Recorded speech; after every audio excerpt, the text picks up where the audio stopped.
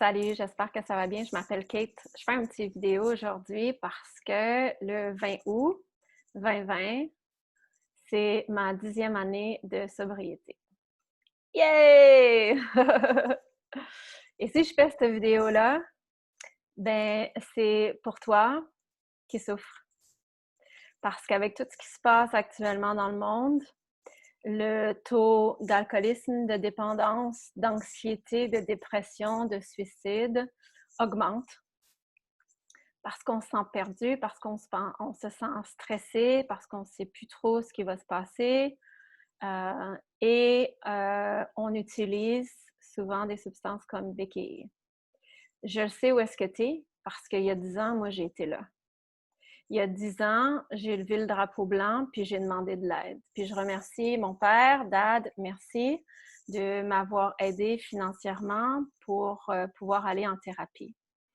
Et je remercie tous ceux et celles qui m'ont supporté, qui m'ont encouragé dans ce processus-là. C'est un processus qui n'est pas facile. C'est un choix qu'on fait à tous les jours.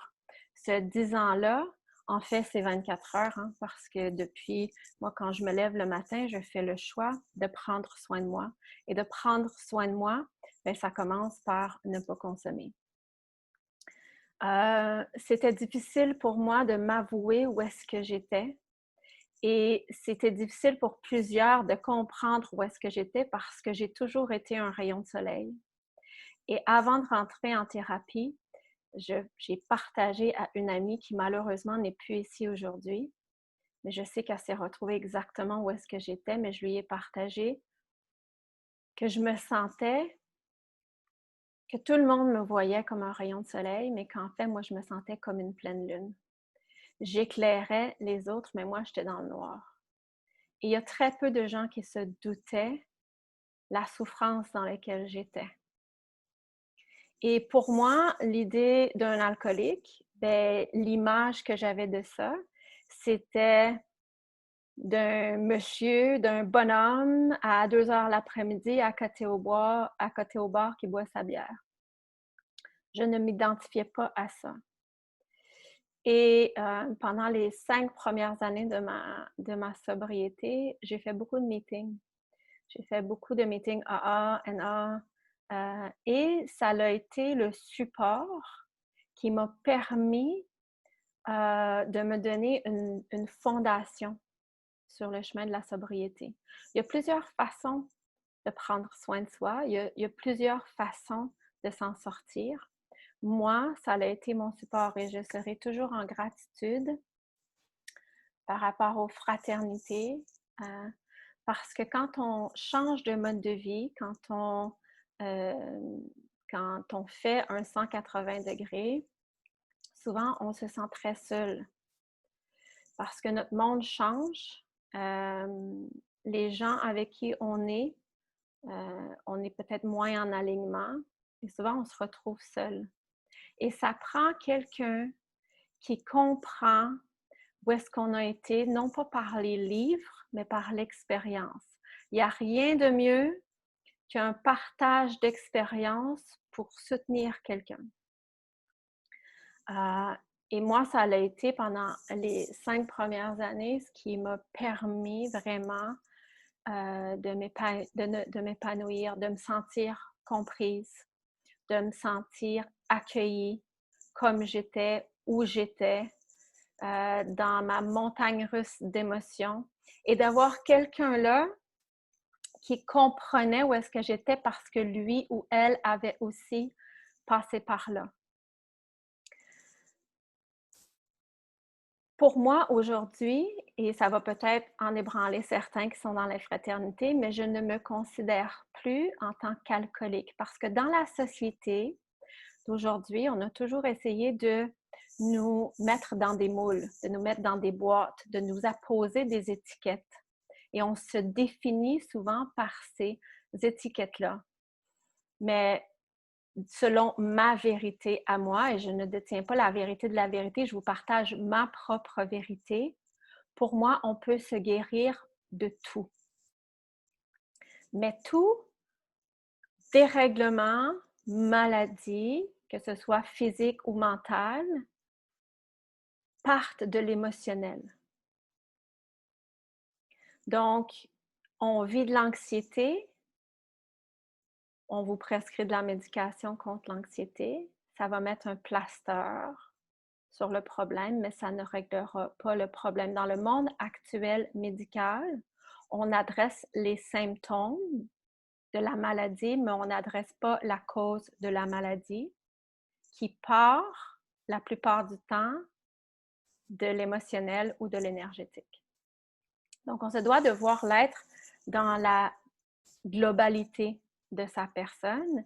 Et quand on souffre de dépendance, on se doit d'aller faire un travail à l'intérieur pour aller à la rencontre de ces émotions-là qui souvent ont été refoulées, qui souvent partent de l'enfance.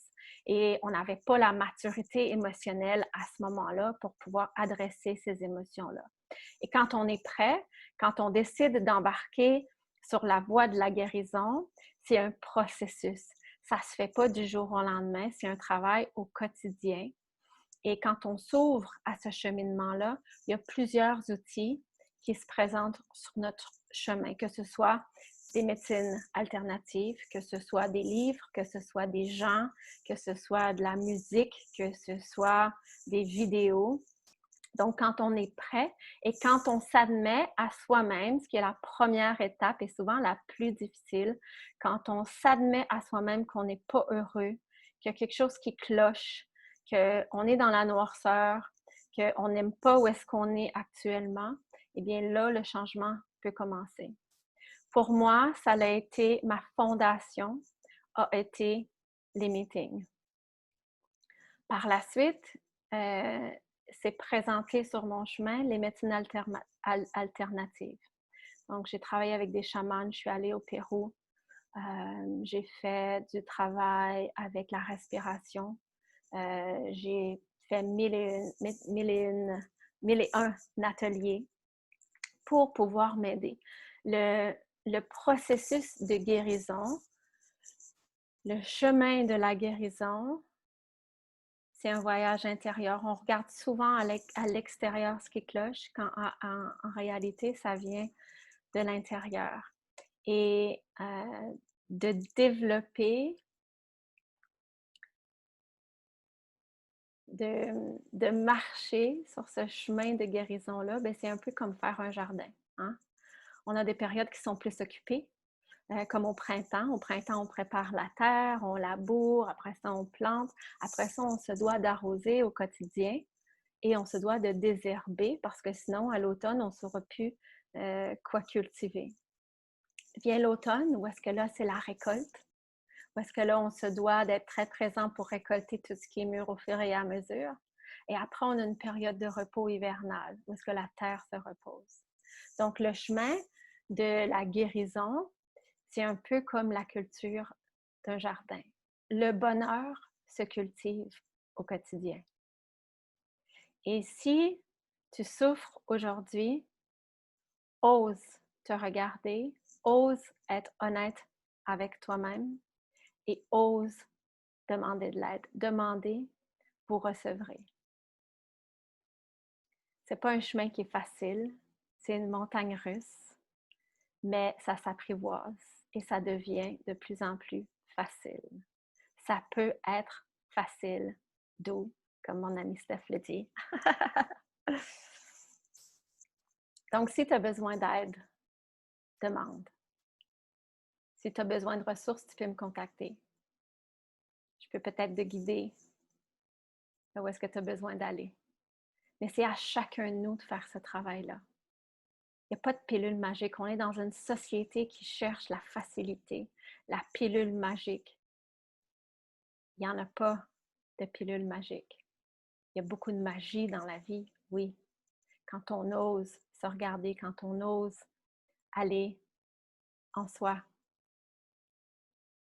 quand on ose faire le travail au quotidien, quand on ose demander de l'aide. Si moi, je suis ici aujourd'hui pour pouvoir te partager ça, toi aussi, tu peux. C'est pour ça que je fais cette vidéo-là. Aujourd'hui, c'est pour ça que j'ose me mettre devant vous. C'est pas pour recevoir toutes les félicitations, quoique si vous voulez m'en envoyer, ça va être bienvenu. Je vais accueillir. Merci. Mais c'est pour te donner espoir. C'est pour te dire que tu peux changer ta vie.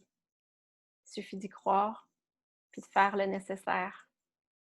Fait que je remercie tous ceux et celles qui m'ont supporté sur mon cheminement depuis les 10 dernières années. Je remercie mon père, je remercie ma mère, je remercie Grandma qui est plus ici aujourd'hui, mais je te remercie pour ton amour inconditionnel. Puis je vous remercie, chacun d'entre vous, de votre présence dans ma vie. Merci de partager ce cheminement-là avec moi. Merci d'être ce que vous êtes. C'est ça qu'on est appelé à faire aujourd'hui. On est beaucoup dans le faire, dans l'avoir, dans le faire, dans l'avoir, mais il faut se rappeler qu'on est des êtres humains. On n'est pas des faire humains, on n'est pas des avoirs humains, on est des êtres humains. Alors, il est temps qu'on revienne dans l'être, qu'on revienne dans cette connexion-là qu'on a avec nous-mêmes. On ne peut pas changer le monde, on peut seulement se changer soi. Et ce n'est pas moi qui le dis, c'est Gandhi. Soyons le changement que nous désirons voir en ce monde. Et ça commence aujourd'hui. Bonne journée.